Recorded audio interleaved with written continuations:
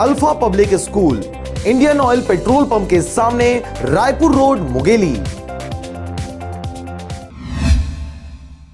नमस्कार, स्वागत है आपका आरजे रमझाझर में और मैं हूं पुखराज सिंह। इन दिनों रायपुर के उरला स्थित यूनिनॉर्थ लिमिटेड कंपनी के द्वारा तुगलकी फरमान जारी करते हुए उरला प्लांट बंद कर दिया गया है, जिससे 700 से भी ज्यादा कर्मचारी सड़क पर आ गए हैं। बिना जानकारी दिए हुए कंपनी के द्वारा किए गए इस एक तरफा फैसले से कर्मचारियों में आक्रोश है और इसी वजह से कुछ दिनों से बेरोजगार हुए सभी कर्मचारी आंदोलन पर बैठे हुए हैं।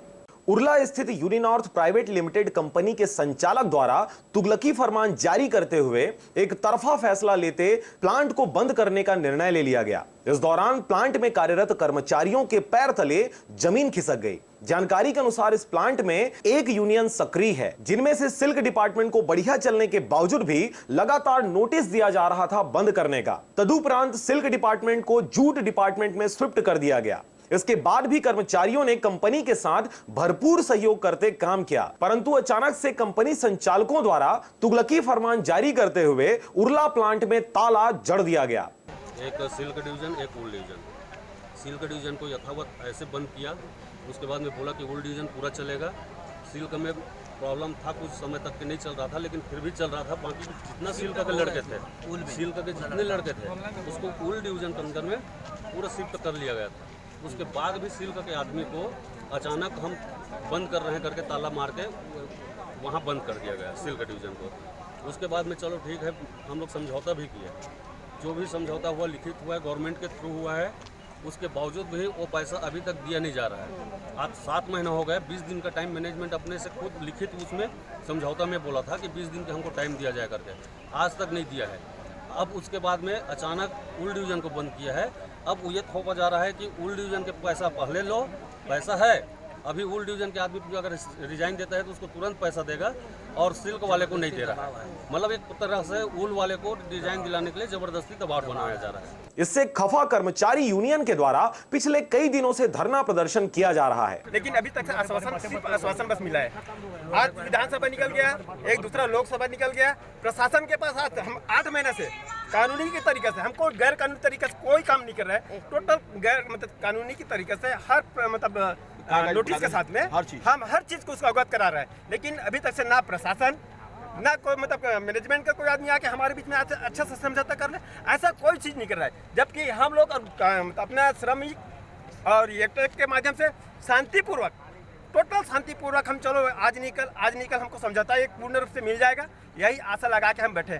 कर्मचारियों के द्वारा कंपनी संचालक के ऊपर आरोप लगाते हुए यह कहा जा रहा है कि कंपनी उन्हें बेघर कर ठेकेदारी प्रथा शुरू करना चाहता है, जबकि अभी कार्यरत परमानेंट कर्मचारियों के रिटायरमेंट में 5 से 7 साल बचे हुए हैं और अभी भी कंपनी में ठेकेदारी प्रथा के अंतर्गत 500 से भी ज्यादा एक्स्ट्रा कर्मचारी कार्यरत हैं।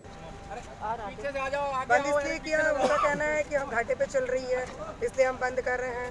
पहले यहाँ पे यूटीएल एक डिवीज़न था जिसको बंद किया, उसके बाद सिल्क डिवीज़न को बंद किया। सिल्क का समझौता हमारे साथ किया। उस समय कंपनी में क्राइसिस, हमको लगा कि हाँ क्राइसिस है तो करना चाहिए, इसलिए उस समझौते को किए थे। लेकिन अभी ये अपना वूल डिवीज़न खूब प्रॉफिट में चल रहा था, उसके बाद भी प्रबंधन ठेकेदारी प्रथा से चलाने की नीयत से इसको बंद कर दिया और 590 श्रमिक बेरोजगार हो गए। और 7 महीने से हम सड़क पर बैठे हैं। न प्रशासन में कोई सुनवाई हमारी हो रही है, न प्रबंधन द्वारा कोई सुनवाई हो रही है। त्रिपक्षीय वार्ता, द्विपक्षीय वार्ता, बहुत वार्ता की कोशिश की, समझौते की कोशिश की कि कुछ रास्ता निकले, लेकिन कोई रिजल्ट नहीं निकला। अंत में एक पॉकेट यूनियन से मैनेजमेंट ने समझौता किया, जिसके पास कोई यूनियन के कोई भी मेंबर नहीं है। उनसे समझौता करके एक नोटिस चिपकाया कि हम इस यूनियन को नहीं मानते। वहीं कंपनी के द्वारा यह भी कहा जा रहा है कि कर्मचारियों ने स्वेच्छा से इस्तीफा दे दिया है, जबकि आंदोलनकारी कर्मचारियों की माने तो कंपनी ने अचानक से एक नई यूनियन खड़े करके उनसे समझौता पत्र पर साइन करवा लिया, जबकि साइन करने वाली यूनियन की संख्या के विपरीत कर्मचारी यूनियन की संख्या कहीं अधिक है। एक अलग चीज होता है, मैं अगर चला जाऊं कहीं यहाँ से नागपुर में कोई यूनियन है, उसको क्या लेना देना है वुलवर्थ से। मैं बोलूंगी पेपर में साइन करना है, पैसा ले लो, वो तो साइन कर ही देगा, उसको यहाँ का लेना देना थोड़ी है। वैसी टाइप से एक यूनियन बना के वो एक होटल में बैठ के इसको 8-10 लड़के के साथ में साइन करवा दिया। अब और वो सारे जगह बताया जा रहा है कि हम एग्रीमेंट कर चुके हैं, जबकि सारे लड़के अभी इतने यहाँ हैं। दूसरा ये अभी सुनाई में आया है कि वो इतना फर्जी काम कर रहा है, राय करके है वो, अभी कम से कम 60 से 70 आदमी वो फर्जी रिजाइन दे के उसका हिसाब बनवा चुका है। पेट जल रहा है, यहाँ बाल बच्चा रोड में आ गया, जो 4 लोगों को यूनियन बना के अपना समझौता करके राय बेच दिया, ये कौन मानेगा? अजय बाबू को दिखता नहीं है क्या?